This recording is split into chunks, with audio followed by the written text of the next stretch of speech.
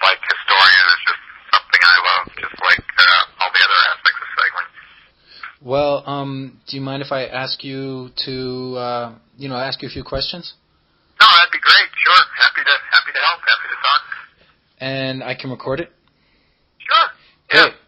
So, how'd you get into bike historianship? Oh, I've been into cycling since I was a little kid, and I was especially interested when I saw my first high-wheel bicycle, which struck me as the most amazing bicycle I'd ever seen before. You know, you sit on that thing and you're sitting 10 feet in the air.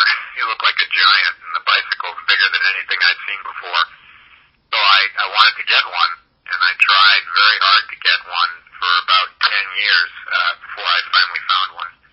And once I got the bike, it was a disaster. It was an original bike, but it was missing so many parts, and I had to now track down the parts and find the right parts. The bike was made in 1886, so that led to meeting a lot of cyclist historians and tracking down parts and learning about what it was like back then and what it was like to ride, and turned into a big adventure and that actually culminated in a big historic bicycle event in Scotland where I actually shipped a big bike over there and rode it 100 miles with a bunch of other people like me who like old bikes. Yeah, so that's how you got started? That's pretty much what started the whole thing. The fascination for the bikes because they're so different, unique, and fun to ride. You know, the original high-wheeler was the first fixie. You come right down to it. Super popular from about 1879 to about 1890. That was the bicycle. It was so popular they called it the ordinary because it was the ordinary bicycle you would see out there. And, everybody wonders, how do you get on that thing? Sometimes people come running up and say, hey, do you have a ladder somewhere? Mm-hmm. But there's actually a little peg on the back, and you put your foot on there and you push off and let you scoot up onto the back of the bike pretty easily. I guess you get used to it. You get the hang of it. It takes a little practice. Somebody has to show you. If you were to just walk up to one and try to hop on it like you hop on a regular bicycle, it won't work. You'll fall over on your side and get hurt. So I could show you anybody who rides a bike and wants to do it can do it pretty quick. And anybody who has a high wheel bike is usually very happy to let somebody sit on it or give them tips and pointers on riding it. is there any advantage to having one wheel so much bigger than the other? Why did they have that wheel that size? Well, if you think about it, people were getting around on the back of horses back then, so they were kind of used to riding high and climbing up on things to ride. But the real reason that the wheel got so big was because the first bicycle came out had had wheels that were almost the same size. And what they found was they couldn't get up enough speed because they didn't have any gearing yet. And so it occurred to them, well, boy, if we make the driving wheel bigger, we can go faster. Basically, we can go as fast as we can pedal. So the wheel got bigger and bigger and bigger, the front wheel, and the rear wheel got smaller and smaller and smaller because they understood that the bike needed to be as light as possible to be efficient. And that's how it sort of morphed into this kind of elegant, crazy, gigantic bicycle.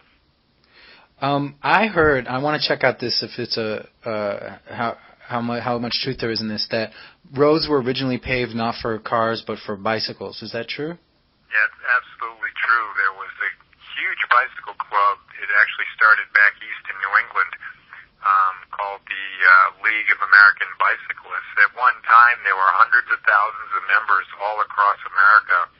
And one of their biggest difficulties was they were riding on dirt roads that when it would rain or when the horses would come by with the carts, it would leave deep ruts, and it just made it miserable to ride a bike. In fact, most high-wheel bikes of that era had features on them that brushed the tire off so that the mud didn't come up and get all over your clothes. Because when you sit on a wheel that big, the wheel is very close to your legs when you turn, and it makes a mess of things.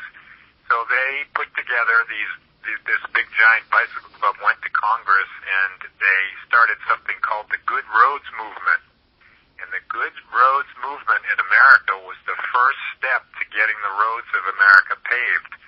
And, of course, we know the rest of the story. Once the roads got paved, well, now the cars could take over, unfortunately. But you're right. Bicyclists were the first ones to have the roads paved. And one of the arguments I use when somebody says, hey, get out of the road, I say, hey, we were here before you were. Yeah. We made the roads. So, yeah, it's absolutely true. The Good Roads Movement, League of American Bicyclists. I'll check that out on the internet.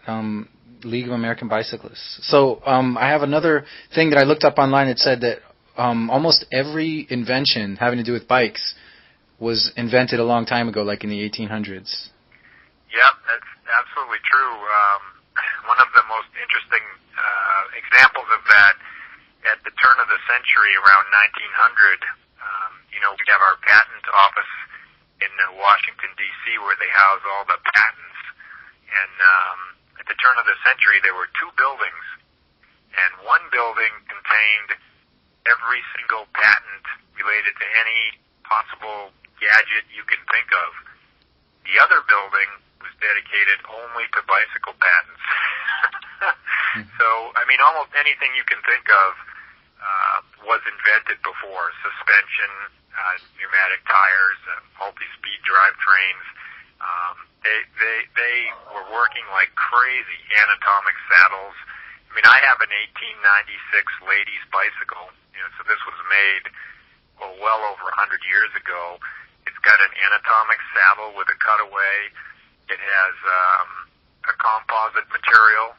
It's wood, but that was one of the earliest composites. It has wood wheels. It has wood fenders. It's only a one-speed bicycle, but it has a 32-spoke front wheel and a 36-spoke rear wheel, so they were actually already thinking about things like reducing spoke counts to make it lighter and more aerodynamic. It has tubeless tires on it, which is a modern trend. Mm-hmm. This is back in 1896, so it's a pretty remarkable thing. But the bicycle came along, and it just made so many people excited, got so many people energized and just passionate, and they just went crazy trying to improve it and make it better and better and better. There was so much energy. Ultimately, it led directly to the car industry, because there was so much energy that once the bicycles sort of ran out of steam, the sales dropped off. All these engineers and inventors that cut their teeth on bicycles got right into the car and motorcycle industries. So they just stole our roads. They stole our energy for inventing, and now they're pushing us off the road. Well, I think part of it was due to necessity, as the bicycles sales tapered off at the turn of the century. We had a world war in there, and I mean, as things petered off a little bit, the people had to work, so they went after the industries that were thriving. There's some pretty interesting stories of the people that had been in the bike industries that went became even more famous in the car industry, like I think his name was Albert Champion, who then went on to make AC spark plugs and then later Champion spark plugs. And he was a very famous bicycle racer at the turn of the century who directly went into the automobile industry and had great success. There are a bunch of people. Mercedes-Benz came from Daimler, and they were a bicycle manufacturer. There's a lot of examples of that. Okay, so what else can you tell us about the bike history affecting today and how we ride today? Is there anything that's coming back? Like, are we going to end up riding any of those giant front tire bikes anytime soon? Well, it's funny that you ask about that. I mean, I went to a high wheel event in Berkeley earlier this year, and I was surprised how many people were there riding the high wheel bikes that were reproduction high wheel bikes. And they weren't there for the history of it. They were there because they liked the ride. And the reason we stopped riding the high wheel bikes is because they were dangerous. They're very hard to stop. You sit so high you can't put your foot down. You have to actually climb off it if you're going to stop.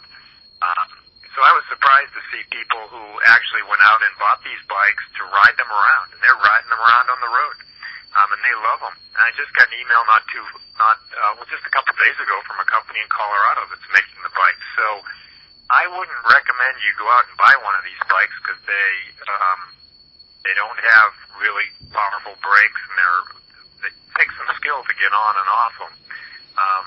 But I don't think that's going to be a big trend anytime soon.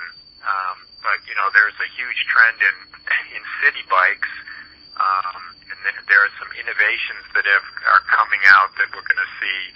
You may have already seen things like belt drives that prevent or limit the maintenance you have to do on a bike. One of the big disabilities or disadvantages of the chain drive is that you have to lubricate it, and then it can get greasy, and of course the grease transfers to your hands if you get a flat tire or if you brush your pants against them. And so they're starting to improve that and come up with a belt drive, which is a carbon fiber plasticized nylon belt. So no maintenance is required. You can actually hose it off with soap and water just like you wash your car. So I'm very encouraged by all the different companies that are getting into city bikes and commuting bikes and townie bikes that make it easier to get around. Gas prices now, of course, have dropped a lot lower than they were just a few months ago. So that'll bring out a lot of the SUVs again, which we were seeing kind of get parked. It's been a little easier riding around here. I live in a small coastal town. The bigger the car, the more hard it is to ride your bike around. Mm-hmm. But I think we're going to see a lot more city bikes, improved drivetrains, tires that are more flat resistant, things like that just make it more practical to ride a bicycle. We're already seeing a lot of that stuff on the bikes out there. You can look at bikes like from companies like Electra and Breezer, and the folding bikes from DeHaan. There's just so many opportunities to find fun bikes just to get around on that get you out of your car. And I think it's great. It's great for our cities. It's great for us. It's a fun way to get around, stay healthy. Yeah. So I think that's what we should look forward to, and we're just going to see more of that right now. So, Jim, you want to just tell us where we can find you online and where else, how else we can go ahead with bike history knowledge? Well, sure. There's all kinds of, the bike history, there's such a broad spectrum going back to like 1865. And there's people that are really into balloon tire bikes, which were like from 1930 to 1965. And there's a lot of people that are into the lightweight road bikes from the 30s, 40s, and 50s. So each area of time, there are like different groups of people that are really into it. My personal website, which covers all kinds of things from bicycle repair to bicycle history to getting into cycling. I help a lot of new cyclists. I've been online for almost 10 years now, so I help a lot of people who send email questions because they're getting into cycling or they have questions. But I also have this passion for bike history, so I have a lot on there. Like I have a huge head badge collection on there, which is a lot of other collectors like things like that. But my website is just my name, so it's www.jimlangley.net, and it's Langley. But I also have a blog along with that I update frequently, and that's just jimlangley.blogspot.com. And but there's a lot of other websites. Like if you're into the high wheel bikes, you'd want to go to thewheelman.org, which is there's a lot of great information on there. And it's actually a club, so you sign up and become a member. But there's a lot of fun stuff on their website that you can check out. It's totally free. Wonderful pictures going back to the 1880s. You could see the clothing we wore and the roads we ride on, and it's pretty inspirational to see that it was so passionate, so much fun back then. Mm-hmm.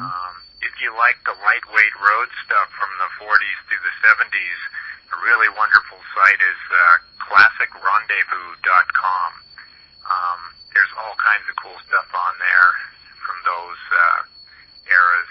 And then if you're into balloon tire bikes, like Pee Wee Herman bikes, with the tanks and the fenders and the horn and everything, a good site is the Cave. It's just the word the and then CADE, which is Classic Antique Bicycle Exchange. That's what it is, and that's .com, thecave.com.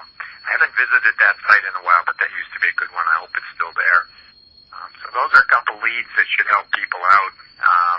I'm pretty easy to email. There's an email link to me on my site and my blog, and I'm happy to answer questions, talk to people if they're interested in old bikes or have questions with their new bikes, or just shopping for a bike. I'm happy to help anybody out.